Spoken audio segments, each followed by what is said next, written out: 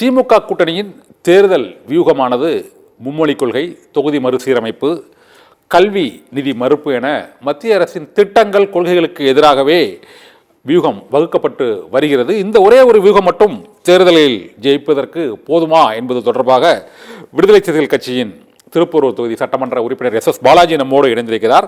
திமுக கூட்டணியின் அரசியல் வியூகங்கள் மற்றும் மத்திய அரசின் திட்டங்கள் உள்ளிட்ட பல்வேறு அம்சங்கள் தொடர்பாகவும் தமிழக அரசின் போக்கு குறித்தும் அவரிடம் நாம் இந்த சிறப்பு விவாத அரங்கில் விவாதிக்கலாம்.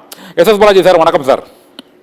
வணக்கம் சார். முதலில் இந்த அனைத்து கட்சி கூட்டத்தில் இந்த தொகுதி மறுசீரமைப்பை பொறுத்தவரை அது விகிதாச்சார அடிப்படையில் பார்த்தாலும், மக்கள் தொகை அடிப்படையில் பார்த்தாலும், அல்லது நீங்கள் கூறியது போல அந்த 7.2% அந்த பிரதிநிதித்துவம் வழங்கினாலுமே வட மாநிலங்களை ஒப்பிடும்போது தமிழகத்திற்கான அந்த பிரதிநிதித்துவம் என்பது குறைவாகத்தான் இருக்கப் போகிறது என்பது இப்போது மத்திய அரசால் உறுதிப்படுத்தப்படாவிட்டாலும் பொதுவாக அனைவரின் கருத்தாகவும் அது இருக்கிறது.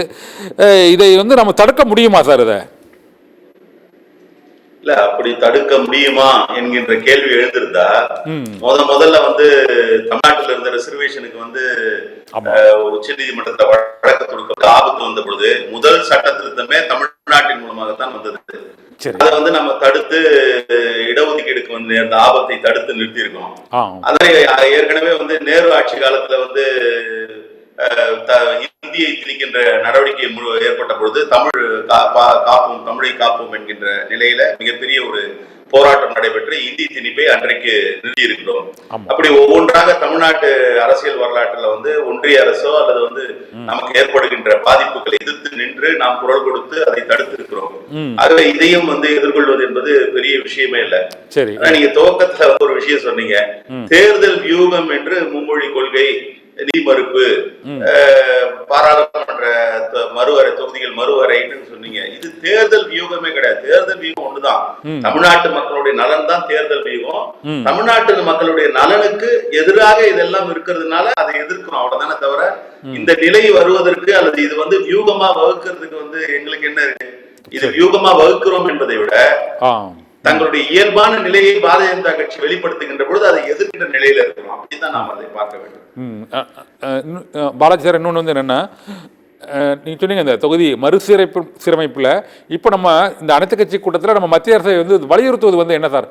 எப்படி அதை நாம் அந்த தொகுதி மறுசீரமைப்பு செய்தாலும் வட மாநிலங்களை ஒப்பிடும்போது தென் மாநிலங்களுக்கான அந்த எம்பிக்களின் தொகை குறைவதை மிகப்பெரிய அளவில் தடுக்க முடியாத சூழ்நிலை தான் இருக்கிறது. இதற்கு என்ன பண்ணணும்னு நினைக்கிறீங்க? அதாவது நீங்க முதல்ல இருந்த தொகுதியின் எண்ணிக்கை 443 வருது, அதுக்கப்புறம் 540 வந்ததுன்னு வச்சுக்கோங்க. சரி, அந்த காலகட்டத்தில் ஏற்பட்டிருக்கக்கூடிய மக்கள் தொகை இருக்கும் என்பதற்கும் அந்த இன்க்ரீஸ் ஆனதுக்கும் அப்படியே டைரக்டா ப்ரொபோர்ஷனேட்டாலாம் இல்ல. சரி, இப்ப இன்னைக்கு 543 இருக்கு, நாளைக்கு 800 ஆக்குவீங்க, அப்புறம் 2000 ஆக்குவீங்க, அப்புறம் 5000 ஆக்குவீங்க. அப்போ இதுல ஒரு தெளிவான நிலை நாம் புரிந்து கொள்ள வேண்டும். நீங்க அப்படியே இன்க்ரீஸ் பண்ணிட்டே போக முடியாது. பிராக்டிகலா அது சரியும் இல்லை.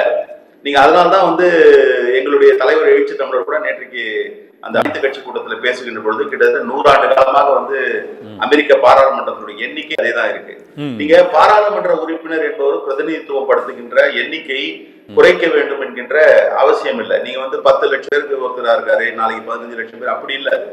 மாநிலம் என்கின்ற இந்த மாநிலத்துடைய பிரதிநிதித்துவம் அந்த மாநிலம் எந்த அளவுக்கு நாடு மக்கள் தொகையை ஒட்டுமொத்தமாக கொண்டிருக்கிறதோ அந்த ரேஷியோ தான் நீங்க பார்க்கணும். நான் சொல்றது நீங்க சரியா புரிஞ்சுக்கணும். அதாவது 543 இருக்கு. இந்த 543ல இன்றைக்கு நமக்கு இருக்கக்கூடிய சதவீதம் 40 அப்படின்னு எடுத்துட்டீங்கன்னா கிட்டத்தட்ட 7%, 7.5% வச்சுக்கோங்க.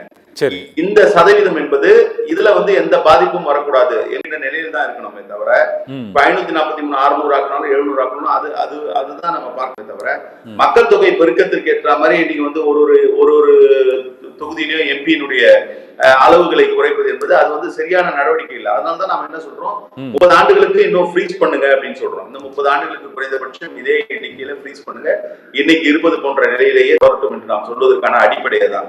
நீங்க மக்கள் தொகை அடிப்படையில் இது பார்லிமெண்ட்ன்றது ஒரு பெடரல் சிஸ்டம். நீங்க அதை முதல்ல புரிஞ்சுக்கணும். இது டெமோக்ராட்டிக் சிஸ்டம், இன்னொன்னு இது ஒரு பெடரல் சிஸ்டம். இந்த மாநிலங்கள் எல்லாம் சேர்ந்துதான் அங்க இருக்காங்க. நீங்க இதுல இன்னொன்னு கூட நம்ம ஒப்பிட்டு பார்க்க வேண்டிய சூழல் இருக்கும். இங்க மாநிலங்களுக்கான ப்ராவின்சஸ்க்கான பிரதிநிதித்துவம் என்கின்ற பொழுது அமெரிக்கா போன்ற நாடுகள்ல என்ன சைஸ் ஆஃப் ப்ராவின்ஸா இருந்தாலும் அவங்களுக்கான ஓட்டுரிமை என்பது 2னா 2, ஈச் ப்ராவின்ஸ் 2 ஓட்டுனா 2 ஓட்டு இருக்கு. அதற்கு காரணம் என்னன்னா அந்த பெடரல் செட்டப்ல ஒரு சிங்கிள் யூனிட்டுக்குமான நலனை பாதுகாக்கணும். இப்ப உத்தரப்பிரதேசம் மிக பெருசா இருக்கு அப்படின்னு நீங்க அங்க நிறைய எண்ணிக்கை கொடுத்து பண்றது, இது வந்து இன்னொரு அவையில நீங்க கன்ஃபியூஸ் பண்ணி கூட இன்னொரு அவையில எது எப்படி இருந்தாலும் இன்றைக்கு இருக்கக்கூடிய அந்த ரெப்ரசன்டேஷன் அளவு குறைவதற்கான வாய்ப்புகள் இருக்கு. மறுசீரமைப்பு இவங்க வந்து மக்கள் தொகையின் அடிப்படையில செஞ்சாங்கன்னா, அதுவும் குறிப்பா மக்கள் தொகையின் அடிப்படையில செய்யும் பொழுது நமக்கு ஏன் குறையுது அப்படின்னா, அரசு என்ன சொன்னதோ அதை செய்ததற்காக இந்த மாநில மக்கள் தண்டிக்கப்படுகிறார்கள், வஞ்சிக்கப்படுகிறார்கள். அப்படின்னா நாளைக்கு வந்து அரசு எதை சொன்னாலும் செய்யக்கூடாதா, அரசு சொன்னதை செய்தால் ஒட்டுமொத்தமா மாநிலம் பாதிக்குமா, இது போன்ற கேள்விகள் எழுவதனால இப்போதைக்கு இந்த பிரச்சனைக்கு ஒரு தீர்வு என்பது 543 எப்படி வந்து இந்திரா காந்தி அம்மையார் ஃப்ரீஸ் பண்ணாங்களோ, எப்படி வாஜ்பாய் அவர்கள் ஃப்ரீஸ் பண்ணாரோ, அந்த மாதிரி நீங்க ஃப்ரீஸ் பண்ணிட்டு நீங்க பாட்டு சென்சஸ் எடுங்க. சென்சஸ் எடுக்கிறதுல மற்ற திட்டங்கள் அது மற்றதெல்லாம் நிக்குது. சாதிவாரி கணக்கெடுப்பு பற்றி நம்ம பேசிட்டு இருக்கோம், அதெல்லாம் வந்து எடுங்கன்னு நாம சொல்றோம். இதுதான் இன்றைக்கு இருக்கக்கூடிய நிலை.